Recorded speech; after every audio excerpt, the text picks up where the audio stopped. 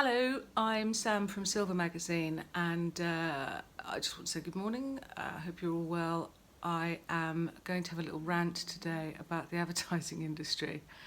I was really lucky yesterday to be able to go to the ABTA conference in London, which was put on together with the Mature Marketing Association.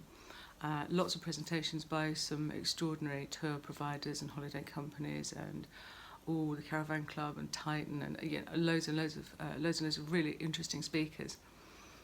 And actually, one of the biggest takeouts from across the board is how badly advertisers are missing the mark when it comes to speaking to the 50-plus market. This is a drum I have been banging for about 3 years, ever since really that I came up with the idea for Silver Magazine, and we've been starting to talk to that generation, is that A, they feel really patronised by the advertising that's out there, and B, nobody seems to really understand the value of the market. There is another issue, which is that 50 plus could be 85, and someone who's 52 is very different from someone who's 85. So there's a need perhaps to advertise and engage with your audience by their interests rather than just their age bracket.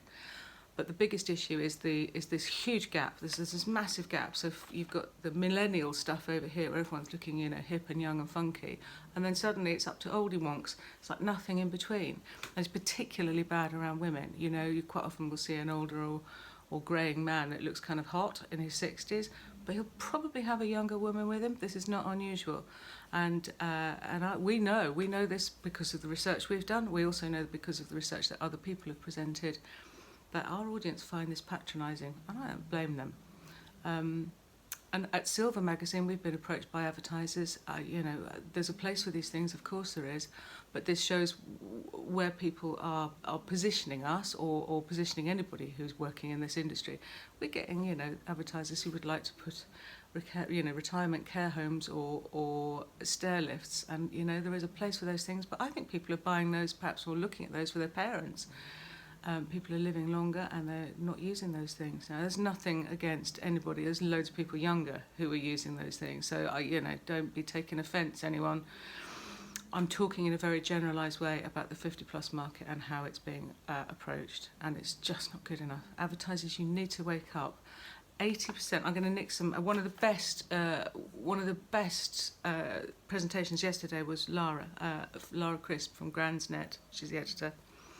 And she pointed out that there are 14 million grandparents in the UK, and that something like 80% of the UK's disposable income is controlled by the over 50s. That's 80%.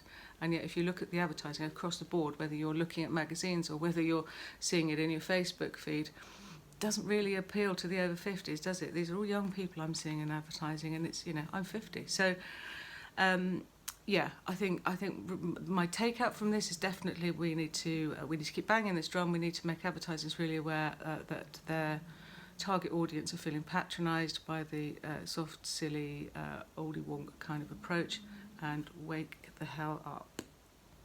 Raise your game. So if you'd like to talk to us about that, you can obviously, if you're watching this on YouTube, you can see our details below, I think, or just come to silvermagazine.co.uk and get in touch with us, and we'll help you out. All right, bye.